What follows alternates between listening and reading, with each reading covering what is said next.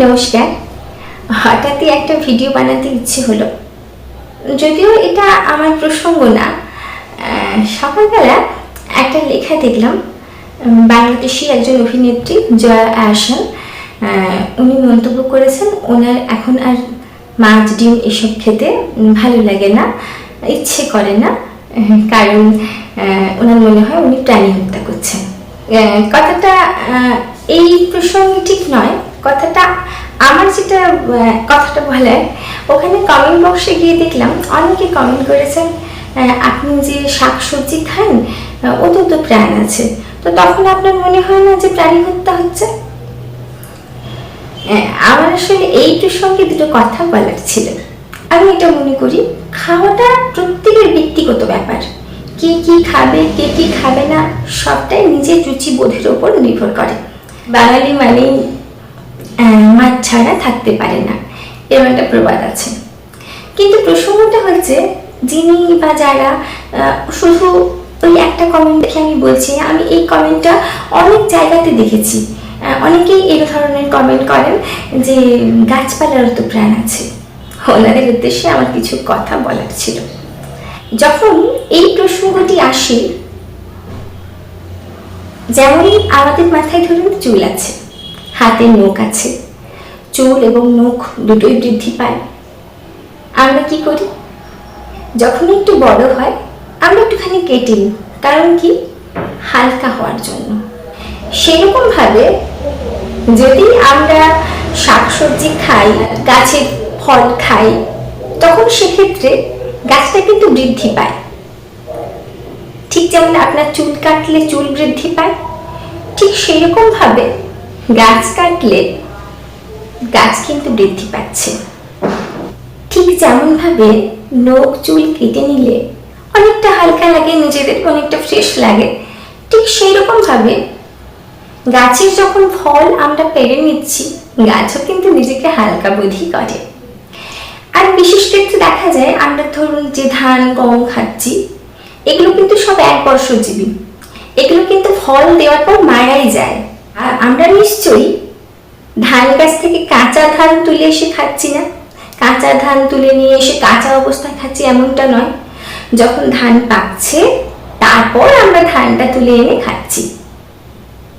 কিন্তু প্রাণীর ক্ষেত্রে কি ঠিক এরকম করা হয়? মৃত্যু হওয়ার পর তাদের খাওয়া হয়, নাকি জীবিত অবস্থায় তাকে মেরে খাওয়া হচ্ছে? এটা আমাকে বলবেন। আরেকটা কথা, আপনার যেমন হাত কাটলে আপনার লাগে, ওদেরও কিন্তু কেটে খেলে ওদের লাগে।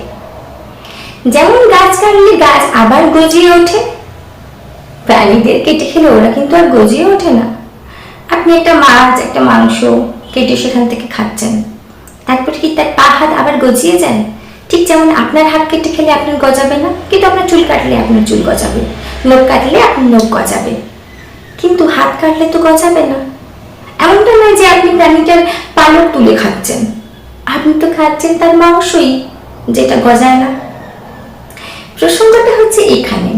অনেকেই বলে থাকেন, অনেকেই, আমি এই জিনিসটা বারবার লক্ষ্য করেছি যে গাছেরও তো প্রাণ আছে। গাছের সঙ্গে তো বিস্তর ফারাক। গাছ যখন বৃদ্ধি পায় অনেক সময় আমরা নিজেরা কেটেই দিই ভালো করে গজানোর জন্য, যেন আরো ভালো সুন্দর হয়ে জিনিসটা গজিয়ে যায়, আরো গোছা গোছা হয়, তার জন্য আমরা কেটে ফেলি। অনেক সময় হয় না, অনেক সময় এটাও দেখা গেছে গাছের নতুন কুঁড়ি ধরেছে, আমি কুঁড়িটাকে কেটে ফেলেছি, কারণ এর পরবর্তীতে আরো ভালো সুন্দরভাবে গোছা গোছা কুঁড়ি হবে, গোছা গোছা ফল হবে।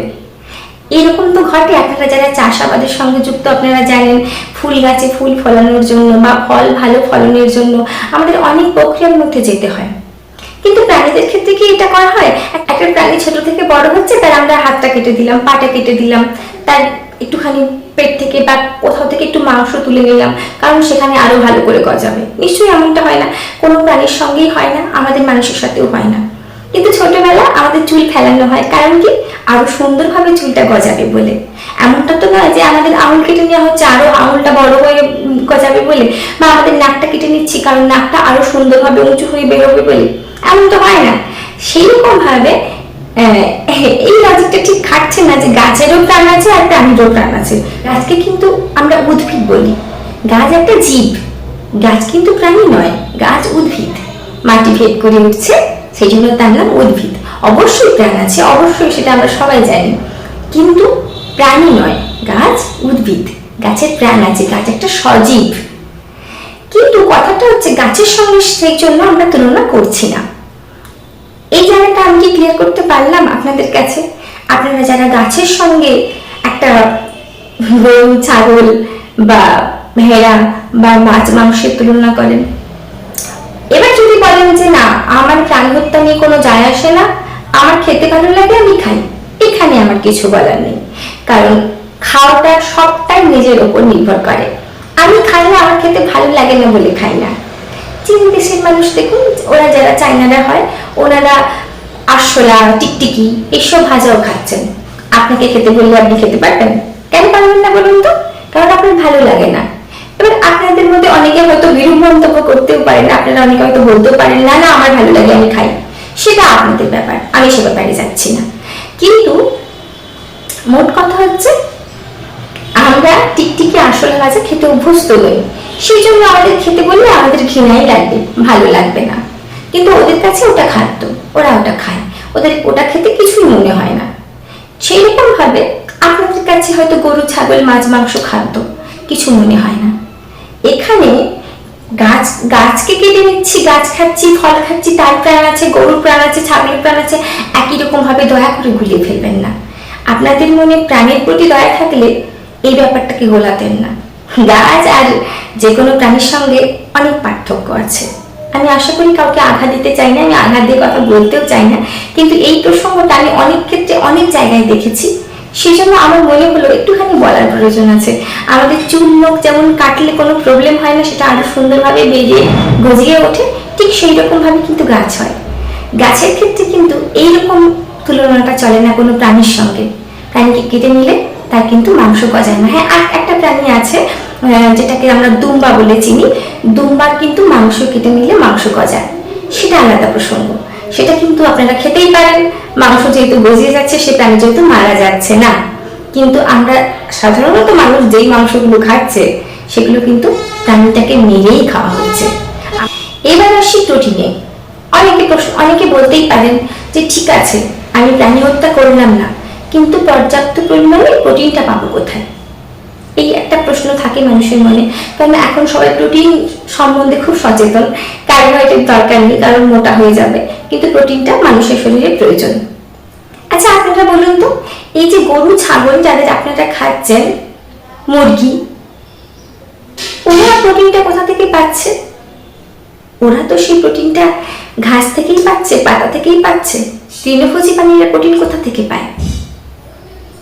আমরা যখন তুলনা করি কোনো শক্তিমান প্রাণীর সঙ্গে, আমরা বলি ঘোড়ার মতো তেজি, ঘোড়ার মতো শক্তিমান। তার মানে এটা আমরা বিশ্বাস করি যে ঘোড়া সব থেকে বেশি শক্তিমান। এবার যদি বলেন হাতি, হাতি তো অবশ্যই শক্তিমান, কিন্তু হাতি ঘোড়ার মতো অত চন্মনে নয়, অত চটপটে নয়, সেজন্য আমরা তুলনা করি ঘোড়ার সাথে। কিন্তু ঘোড়া তো একজন তৃণভোজী প্রাণী, সে তো ছোলা খেয়ে, ঘাস খেয়ে বেঁচে থাকে, সে তো মাংস খায় না। তাহলে ঘোড়ার শক্তিটা কোথা থেকে পাচ্ছে? প্রোটিনটা কোথা থেকে পাচ্ছে? আপনারা কিন্তু সেই ঘোড়া, সেই ছাগল, সেই গরু, সেই হাঁস, সেই মুরগি, যারা কিনা তৃণভোজী প্রাণী, তাদের মাংস কেটে খেয়ে আপনারা আপনাদের প্রোটিনের চাহিদা পূরণ করছেন।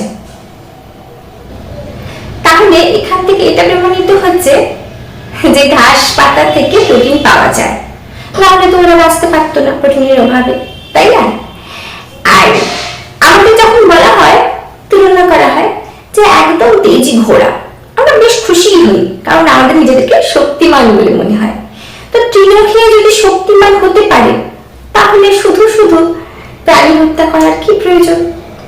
এইবার কারো যদি মনে হয় যে না আমার মুখে খেতে ভালো লাগে তাই খাই, অবশ্যই খেতে পারেন, সেটা আপনার ব্যক্তিগত ব্যাপার, সে ব্যাপারে আমার কিছু না বলাই ভালো বলে আমি মনে করি। আর যদি কাউকে বলা হয় বাঘের বাচ্চা, সে ভীষণ খুশি হয়, কারণ তাকে বাঘের সঙ্গে তুলনা করা হয়েছে। কারণ কি? বাঘের সঙ্গে ক্রূরতা, হিংসতা এগুলো ভীষণ পরিমাণে যায়।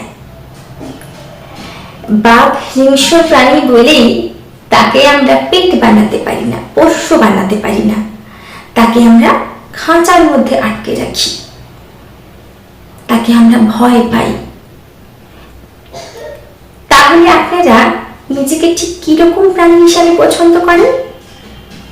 যারা হিংস্র, যারা ক্রূর, যাদের খাঁচার মধ্যে আটকে রাখতে হয়? এদিকে দেখুন গরু, ছাগল, ঘোড়া, গাধা, হাতি, এদের মধ্যে কিন্তু ক্রূরতা, হিংস্রতা নেই। এদের কিন্তু খুব ভালোভাবে বাড়িতে পোষ মানিয়ে রাখা যায়। এরা কিন্তু কারোর কোনো ক্ষতি করে না। তবু যদি কোনো মানুষকে রাগের বশে কেউ গরু বলে ফেলে, গাধা বলে ফেলে, সে কিন্তু ভীষণ লেগে যায়। কেন আমাকে কেন গরু বলা হবে? ও, আপনি গরু হতে চান না, কারণ গরু যে কারো ক্ষতি করে না, গরু যে উপকারী প্রাণী, গরু যে দুধ দেয়, তাই তো? কিন্তু আপনি বাঘ হতে চান, বাঘ যে ক্রূর, হিংস্র, সেটাই আপনি হতে চান, তাই তো? এতগুলো কথা বলার উদ্দেশ্য হচ্ছে, এখন একটা ট্রেন্ড এসছে, মানুষ খুব কুকুরকে সেভ করছে, কুকুরকে ভালোবাসছে। প্রত্যেকটা প্রাণীকেই ভালোবাসা উচিত, প্রত্যেকের মধ্যেই প্রাণ আছে, শুধু কুকুরের মধ্যে আছে আর গরুর মধ্যে নেই। আপনি যে ছাগলটাকে কেটে খাচ্ছেন সেই ছাগলের মধ্যে নেই, আপনি যে মুরগিটাকে কেটে খাচ্ছেন তার মধ্যে নেই। এটা ভাবনাটা বন্ধ করুন। কোন কুকুরকে মারলে যেমন ওর কষ্ট হয়, আপনার খাবারের থালায় যে মুরগির মাংসটি রয়েছে ওকেও কিন্তু মেরেই আনা হয়েছে, ওরও কিন্তু কষ্ট হয়। দ্বিচারিতা করবেন না। যদি প্রাণ সম্বন্ধে সচেতন থাকেন, যদি আপনার সত্যি প্রাণীর প্রতি দয়া থাকে, তো দয়াটা সব জায়গায় দেখান, শুধুমাত্র কুকুরের জন্য নয়। এটা আমার বলার ছিল। হয়তো একটু বেশি বলে ফেললাম, কিন্তু অনেকদিন ইচ্ছে ছিল নিরামিষ আমিষ নিয়ে দ্বন্দ্ব চিরকাল, তাই না? আর ভালোবাসা, যখন আমরা কোনো প্রাণীকে পুষি না, তার প্রতি একটা ভালোবাসা, একটা টান আমাদের জন্মে যায়, তার প্রতি একটা আলাদা সম্পর্ক। আমরা যখন অ্যাকোয়ারিয়ামে কোনো মাছ রাখি, আমাদের তার প্রতি একটা খুব সুন্দর একটা ভালোবাসা সম্পর্ক জন্মে যায়, অথচ আমাদের খাবার থালায় মাছ আছে, খাচ্ছি। ভালোবাসাটা আপনি যাকে ভালোবাসবেন আপনার তাকেই ভালো লাগবে। এর সঙ্গে আমি গাছ কেটে খাচ্ছি বলে সেটা অন্যায়, আর তার জন্য আমি মুরগি কেটে খেতে পারি, এটা ঠিক, এটাকে গোলাবেন না। আপনি চায়নাতে গেলে দেখবেন সেখানে সব কিছু খাচ্ছে, আপনি পারবেন না কিন্তু সবকিছু খেতে। আপনার ফুড হ্যাবিট সেটা বলুন যে হ্যাঁ আমি খেতে ভালোবাসি বলে খাই, তাহলে নিজেকে ডিফেন্ড করতে গিয়ে উল্টো পাল্টা যুক্তি দেবেন না। নমস্কার।